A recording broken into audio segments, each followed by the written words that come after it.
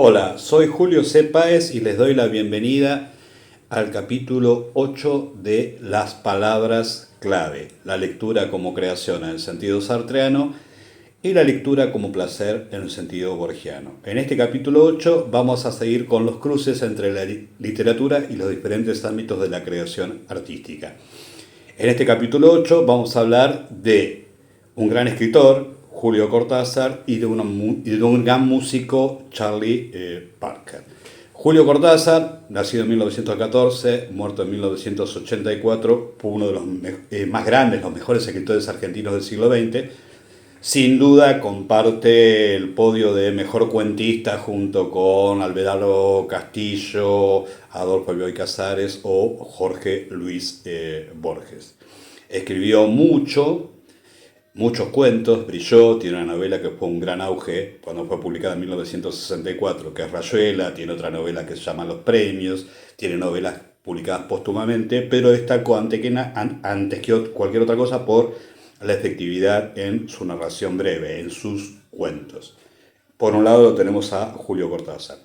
Por otro lado lo tenemos a Charlie Parker, nacido en 1920 y muerto en 1955, con apenas 34 años, uno de los creadores de, dentro del jazz, lo que llamó el bebop, junto con Dizzy Gillespie. ¿Sí?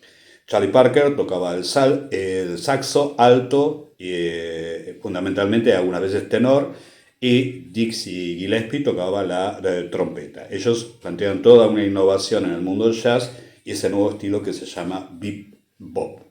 Muy bien, ahora, ¿cuál es la relación entre estos dos artistas? Bueno, la relación la plantea un cuento de 1959 de Julio Cortázar que se llama El Perseguidor.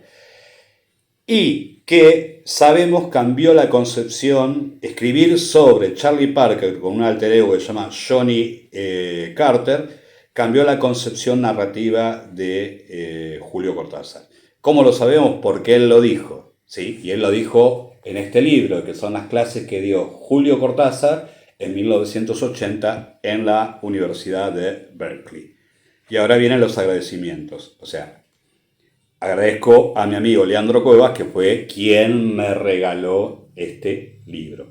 Y por otra parte, para comprender más el bebop, porque yo de jazz sé lo básico, consulté al profesor de historia, maestro de música y amigo, mi maestro de música, Claudio Irigoyen, que más o menos me dijo cómo eran las cuestiones armónicas y demás de lo que era el bebop y qué efecto produjo dentro del jazz. Bueno, hechos los agradecimientos pertinentes, vamos a ver cómo Julio Cortázar nos cuenta, en forma muy amena, cómo escribir El Perseguidor, pensando en Charlie Parker, cambió su concepción de la narración literaria. Y esto nos decía y nos sigue diciendo el gran Julio Cortázar a través del registro de sus clases en Berkeley en 1980. Y dice, El Perseguidor, del que hablaremos más en detalle llegado el momento, que en sí mismo no tiene nada de fantástico a la del cuento, pero en cambio tiene algo que se convertía en importante para mí.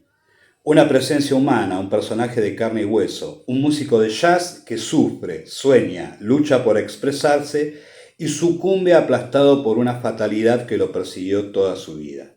Los que lo han leído saben que estoy hablando de Charlie Parker, que en el cuento se llama Johnny Carter.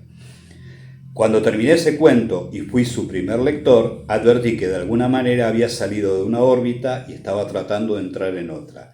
Ahora el personaje se convertía en el centro de mi interés. Y sigue diciendo, Carter se plantea problemas que podríamos llamar últimos. Él no entiende la vida y tampoco entiende la muerte. No entiende por qué es un músico, quisiera saber por qué toca como toca, por qué le suceden las cosas que le suceden. Por ese camino, dice Cortázar, entré en eso que con un poco de pedantería he calificado de etapa metafísica. Es decir, una autoindagación lenta, difícil y muy primaria sobre el hombre. No como simple ser viviente y actuante, sino como ser humano. Como ser en el sentido filosófico, como destino. como camino dentro de un itinerario misterioso. Eso decía Julio Cortázar en 1980 en Berkeley. Ahora, lo que es interesante es la pregunta: ¿cómo se relaciona esta indagación que modifica la forma de narrar y los intereses de Julio Cortázar con la vida de Charlie Parker? ¿Y por qué el cuento se llama El Perseguidor? ¿Sí? Bueno, hay un fragmento del cuento que está narrado por Bruno, un personaje de ficción, crítico de jazz y amigo de Johnny Carter, que lo escucha. Pero no solamente escucha lo que toca, sino también escucha las reflexiones que tiene Johnny Carter, el alter ego de Charlie Parker. Y le refiere, entonces, ese Johnny Carter al narrador una experiencia que ha tenido en el metro o en el metro, en el subte de París, entre dos estaciones, ¿sí? Y la experiencia es que él le dice: mira, recordé unos buenos años de mi vida o instantes de mi vida que si yo te lo tengo que contar demandaría un tiempo mayor a 45 minutos. Sin embargo, yo sé que todas esas imágenes y vivencias vinieron a mí en el trayecto de entre dos estaciones del metro de París. O sea, que no dista más de 5 o 7 minutos, no llega a 10 minutos.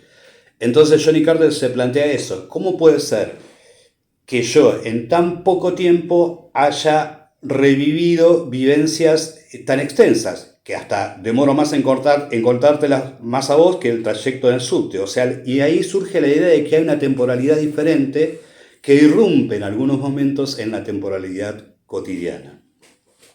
Y eso es interesante porque inclusive Cortázar dice en este mismo libro que esa experiencia la vivió él y la introdujo en el cuento narrada por el personaje ficcional de Johnny Carter.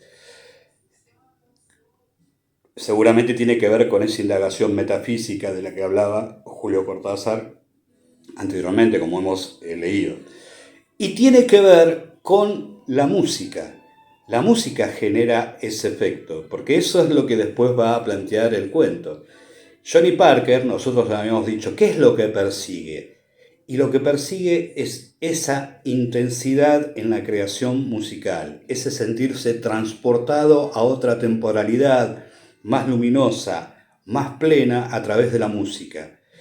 Y por eso yo en la adolescencia, no habiendo escuchado a Charlie Parker, pero sí habiendo escuchado a este señor, que es nada más que James Marshall Hendrix, más conocido como Jimi Hendrix, yo lo relacionaba, lo del perseguidor, con Jimi Hendrix. ¿Por qué? Porque escuchando la música de Jimi Hendrix me daba cuenta de que había una búsqueda, pero esa búsqueda a menudo se truncaba y solo en algunos momentos alcanzaba la plenitud, que duraba unos segundos y después desaparecía, ¿sí?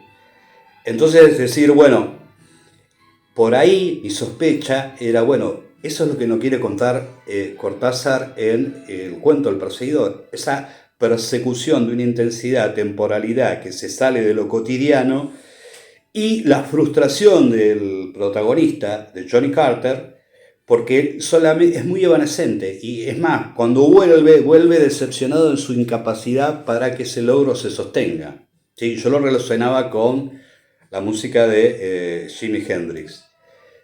Esa idea es la que estructura el cuento del perseguidor. Es una idea musical perfectamente escrito, es literatura hablando de música, pero, y esto es otro de los méritos que tiene el gran Julio Cortázar, que uno que ha escuchado música mucho tiempo, cualquiera que ame la música, como en mi caso como estudiante perpetuo y escuchador de música, una persona que escucha música,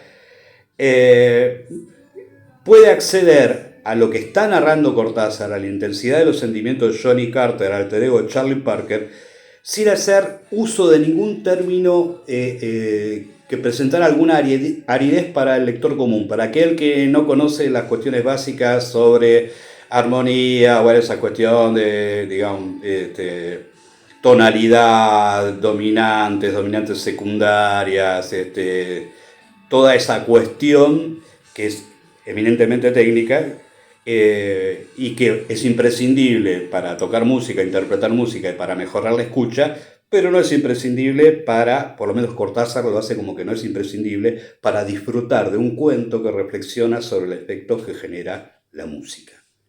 En esto se ve la maestría narrativa de Julio Cortázar. Muy bien, eso es lo que les quería decir hoy, invitarlos a leer El Perseguidor como una gran obra literaria y al mismo tiempo como una invitación a escuchar música. Por ahí, si ustedes no conocen a Charlie Parker, empezar a escuchar a Charlie Parker, empezar a enterarse que era el bebop y entrar en ese mundo donde aparecen tipos brillantes, músicos excelentes como son John Coltrane o el gran Miles Davis. Vean entonces que creo que la interrelación entre literatura y música en este capítulo se puede llegar a lograr siempre y cuando ustedes lean El Perseguidor o escuchen a Charlie Parker o a Coltrane o a Miles Davis o a Dixie Gillespie. Perdón. Así que bueno, buena suerte, buena lectura y hasta la próxima.